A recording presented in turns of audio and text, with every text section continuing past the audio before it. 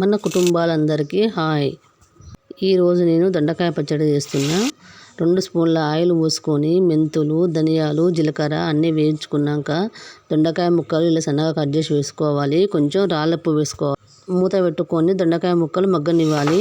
అవి మగ్గినాక టమాటా ముక్కలు, ఉసిరికాయ సరినంత చింతపండు వేసి మంచిగా కలుపుకొని పసుపు వేసుకోవాలి. అంతా కలిపినాక టమాటా ముక్కలు, దొండకాయ ముక్కలు మగ్గిపోయినవి కొత్తిమీర కాడలతో సహా వేసుకోవాలి. అంతా కలుపుకొని స్టవ్ ఆఫ్ చేసుకోవాలి. ఒక మిక్సీ జార్ తీసుకొని ఎల్లిపాయలు, జీలకర్ర, పచ్చిమిరపకాయలు అన్నీ వేసుకోవాలి.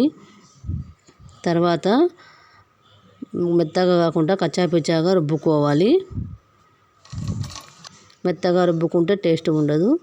దొండకాయ పచ్చడి రెడీ అయిపోయింది. వేడివేడి అన్నంలో తింటే సూపర్ టేస్ట్ ఉంటుంది. మీ అందరికీ ఎవరికి ఇష్టమో దొండకాయ పచ్చడి.